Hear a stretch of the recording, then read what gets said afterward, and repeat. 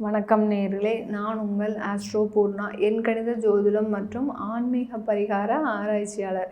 இன்றைக்கி நாம் கடகராசி அன்பர்களுக்கு சிறப்பு பதிவாக குரு பகவான் மேஷராசியில் தனித்த குருவாக அடுத்த 55 நாட்கள் செயல்பட போகிறாரு.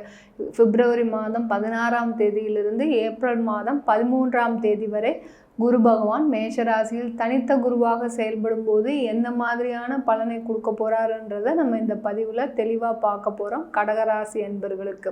அதற்கு முன்னாடி நீங்கள் இந்த சேனலை முறையாக பார்க்குறீங்கன்னா சப்ஸ்கிரைப் பண்ணிக்கோங்க. பெல் பட்டனில் ஆல் ஆப்ஷன் சூஸ் பண்ணுங்கள். அப்படின்னா தான் என்னுடைய அடுத்தடுத்த பதிவுகள் உங்களுக்கு வந்துக்கிட்டே இருக்கும். ஒவ்வொரு நாளைக்கும் ஒவ்வொரு ராசி அன்பர்களுக்கும் கிரகங்கள், கோச்சார கிரகங்கள் எந்த மாதிரியாக பயிற்சியாகி அதற்கு உண்டான பலன்கள் உங்களுக்கு எப்படி கிடைக்க போகுதுன்றதை நம்ம ஒவ்வொரு பதிவுலையும் சொல்லியிருப்போம்.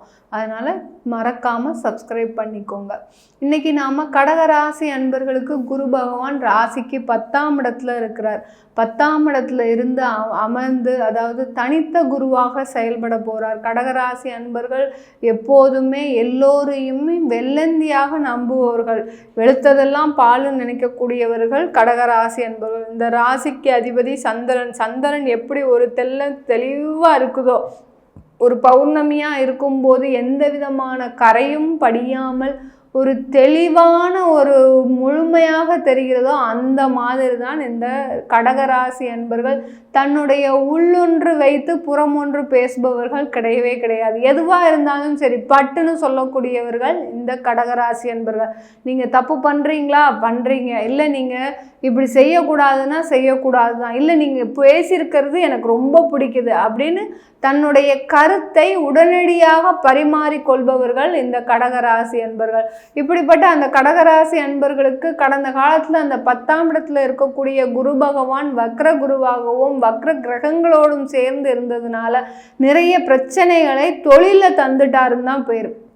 ஏன்னா இந்த கடகராசி அன்பர்கள் நிறைய பேர் உணவு தொழிலில் இருக்கிறீங்க, நிறைய பேர் ஆடை சம்பந்தப்பட்ட தொழிலில் இருக்கிறீங்க, நிறைய பேர் பார்த்திங்கன்னா ஒரு சின்ன தொழில் செய்தாலும் கூட தன்னுடைய மனதுக்கு அது அந்த தொழிலாகப்பட்டது லாபம் தராவிட்டாலும் சரி, தன்னுடைய மனதிற்கு ஒரு இன்பத்தை தரக்கூடிய தொழிலாக இருந்தாலும் சரி, அதை விரும்பி செய்கின்ற நபர்களாக தான் இந்த கடகராசி அன்பர்கள் தொழில் செஞ்சிட்ருக்கிறீங்க. அப்படிப்பட்ட அந்த கடகராசி அன்பர்களுக்கு கடந்த காலத்தில் அந்த இருக்கக்கூடிய அந்த வக்ர குருவாகப்பட்டவர், வக்ர கிரகங்களோடு சேர்ந்து இந்த குருவாகப்பட்டவர் நிறைய ஏமாற்றத்தை சந்திச்சிருப்பீங்க இந்த கடகராசி அன்பர்கள் தொழில் மூலமாக. அந்த தொழிலில் உங்களுக்கு மிகப்பெரிய கடன் வந்திருக்கும். அந்த கடனாகப்பட்டது இப்போ எல்லாருக்குமே கடன்றது ஒரு சாதாரண விஷயமாக ஆகிப்பட்டது. ஏன்னா கடன்றது கடன் இல்லாமல் வாழ்க்கையை நகர்த்த முடியுமா மேடம் அப்படின்னு தான் எல்லாருமே சொல்கிறாங்க. நம்ம அந்த கடன் தான் இவர்களுக்கு வாழ்க்கையை அழிக்கக்கூடிய ஒரு நிலைக்கு கொண்டு வரப்போகுது அப்படின்றத சொன்னாலும் கூட அவர்கள் எவ்வளவோ எல்லாரும் என்ன சொல்கிறாங்க, இது கடன் இல்லாமல் நம்மளால் வாழ முடியாது மேடம். ஏன் கடன் இல்லாமல் நீங்கள் ஒருபடி வருமானத்தை ஈட்டக்கூடிய நபர்களாக இருங்க. எந்த அளவிற்கு அந்த கடனை தவிர்க்கிறீர்களோ அந்த அளவிற்கு வாழ்க்கையில் முன்னேற்றம் தரக்கூடிய ஒரு நேரமாக இருக்கும் இந்த கடகராசி அன்பர்களுக்கு. நாங்கள் கடன் போய் விரும்பியா மேடம் வாங்குகிறோம், எங்களை தேடி வருது கடன் அப்படின்னு சொல்லக்கூடிய அன்பர்கள் கடகராசி அன்பர்கள். அப்படிப்பட்ட அந்த கடகராசி அன்பர்களுக்கு தொழில் மூலமாக கடந்த 2 வருடத்தில் வந்த கடன் பார்த்தீங்கன்னா இது நாள் வரைக்கும் கடந்த ஒரு 35 வருஷமாக எங்கள் அப்பாவானாலும் சரி இதே தொழில் தான் செய்கிறாரு, அடுத்து எங்கள் அண்ணன் இதே தொழில் தான் செய்கிறான், ஆனால் நான் மட்டும் இந்த தொழிலில் இவ்வளோ கஷ்டப்படுறேன் அப்படின்ற நிலைமைக்கு இந்த கடகராசி அன்பர்கள் அந்த தொழில் மூலமாக நிறைய கடன்களையும் நிறைய நஷ்டங்களையும் நிறைய அவமானங்களையும் தான் சந்திச்சிட்ருக்கிறீங்க கடகராசி அன்பர்கள். அப்படிப்பட்ட அந்த கடகராசி அன்பர்களுக்கு அடுத்து வரக்கூடிய 55 நாட்கள் தொழிலில் மிகப்பெரிய வளர்ச்சி இருக்கும். உங்களுடைய கடன்கள் எல்லாமே அடையக்கூடிய ஒரு நேரமாக இருக்க போகுது. யாரெல்லாம் உங்களை பார்த்து இகழ்வாக பேசினார்களோ, எந்த கடனுக்காக உங்களை, ஏன்னா நீங்கள் உறவினர்கள்கிட்டயே போய் வாங்கிட்டீங்க, அவன் ஒன்றும் நினச்சிக்க மாட்டான், நம்மளைய ஒரு தாய் மாமா பையன் தானே, அவன் இன்னைக்கு ஒரு நல்ல இதில் இருக்கிறான், வெளியூரில் இருக்கிறான், பணம் சம்பாதிக்கிறான், நம்மளை ஒன்றும் நினச்சிருக்க மாட்டான் அப்படின்னு நினச்சி நீங்கள் வாங்கிய கடனாகப்பட்டது உங்களுடைய சகோதரி சகோதரியோ இல்லை உங்களுடைய சகோதரனோ கூட உங்களை இழிவாக பேசக்கூடிய நிலைமைக்கு நீங்கள் ஆளாகி இருப்பீங்க இந்த கடகராசி அன்பர்கள். அந்த கடனாகப்பட்டது உங்களை அந்த கடனிலிருந்து அந்த அவமானத்திலிருந்து உங்களை வெளிவரக்கூடிய ஒரு நேரமாக தான் அடுத்த 55 நாட்கள் இந்த கடகராசி அன்பர்களுக்கு இருக்க போகுது. வேலைக்கு செல்கின்ற அந்த கடகராசி அன்பர்கள் 10ஆம் இடம்ன்றது வேலை, அடுத்து 6ஆம் இடம் தான் நம்மளுக்கு 10ஆம் இடம்ன்றது தொழில், 6ஆம் இடம்ன்றது தான் வேலை. இப்போ இந்த வேலையை எப்படி நம்ம இந்த காலகட்டத்தில் பார்க்குறது, இந்த அடுத்த 55 நாட்கள் பார்க்குறது அப்படின்னு பார்த்தோம்னா இந்த கடகராசி அன்பர்களுக்கு 6ஆம் வீட்டு அதிபதியும் அந்த குரு பகவான் தான்.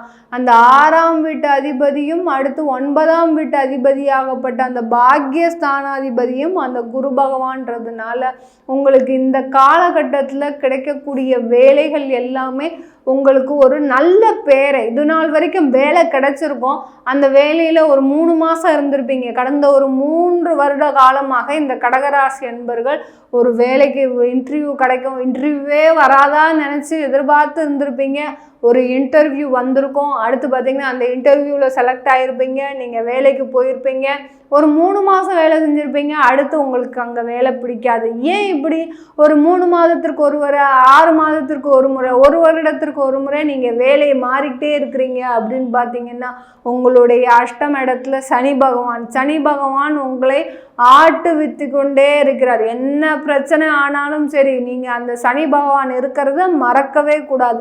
அதனால் அந்த வேலையில் ஒரு நிலையற்ற தன்மையை சந்தித்து கொண்டு இருக்கின்றீர்கள் இந்த கடகராசி என்பர்கள். இந்த 55 நாட்கள் உங்களுக்கு ஒரு நல்ல ஒரு வேலை வாய்ப்பு வரக்கூடிய நேரம், ஒரு நிரந்தரமான வேலை கிடைக்கக்கூடிய ஒரு நேரமாக இருக்க போகுது. இது நாள் வரைக்கும் எவ்வளவோ அந்த எக்ஸாம் எழுதுனாதான் நான் பாஸ் பண்ணாதான் எனக்கு அந்த வேலை கிடைக்கும் அப்படின்னு நினச்சி காத்துட்ருக்குறீங்க. இப்போ அந்த எக்ஸாம் வரப்போகுது, இந்த 55 நாட்களுக்குள்ளே வரப்போகுதுன்னா கண்டிப்பாக நீங்கள் அந்த எக்ஸாமில் பாஸ் பண்ண போகிறீங்க. அடுத்து உங்களுக்கு அந்த வேலை வாய்ப்பு கிடைக்க போகுது.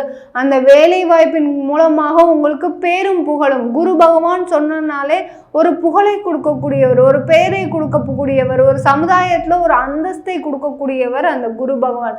அந்த அந்தஸ்து கிடைப்பதற்கு ஒரு சரியான காலகட்டமாக தான் இந்த கடகராசி அன்பர்களுக்கு இந்த காலகட்டம் இருக்க போகுது. இந்த கடகராசி அன்பர்களுக்கு இந்த காலகட்டத்தில் இது நாள் வரைக்கும் நான் அனுபவித்து கொண்டிருக்கின்ற அந்த வியாதியின் மூலமாக சில பேருக்கு நிறைய ஒரு சிறுநீரக கோளாறு, அடுத்து பார்த்திங்கன்னா புற்றுநோய், கேன்சர், அடுத்து பார்த்திங்கன்னா உங்களுக்கு நரம்பு சம்பந்தப்பட்ட பிரச்சனைகள், அடுத்து இரத்த குறைபாடு அதிகமான பேருக்கு இருக்கும் இந்த கடகராசி என்பர்களுக்கு. இவர்களுக்கு எல்லாருக்குமே இது நிவர்த்தியை தர, ஏன்னா 10ஆம் இடத்துல இருக்கிறதுனால வியாதி சம்பந்தப்பட்ட தொந்தரவுகள் இருந்திருக்கும், அது நிவர்த்தி ஆகாமல் கடந்த காலத்துலலாம் இருந்திருக்கும். இந்த தனித்த குருவாக செயல்படும் போது இந்த 55 நாட்கள் மிக சிறந்த காலகட்டமாக தான் இருக்க போகுது இந்த கடகராசி அன்பர்களுக்கு.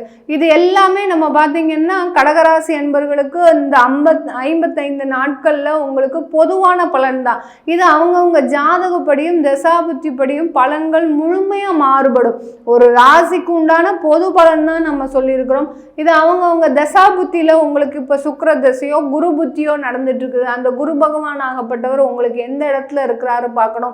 லக்னத்திலிருந்து செயல்படும் போது தான் எந்த மாதிரியான பலனை கொடுக்க போகுதுன்றதை நம்ம இந்த இடத்துல பார்க்கணும். அதனால அவங்க ஜாதகத்தில் பலன்கள் மாறுபடும். அதை பார்க்கணுன்னு விருப்பப்பட்டீங்கன்னா கீழே இருக்கிற நம்பருக்கு வாட்ஸ்அப்பில் அப்பாயின்மெண்ட் வாங்கிக்கிட்டு நீங்கள் எங்கிட்ட கன்சல்ட் பண்ணிக்கலாம். உங்களிடமிருந்து விடைபெறுவது உங்கள் ஆஸ்ட்ரோ பூர்ணா. நன்றி, வணக்கம்.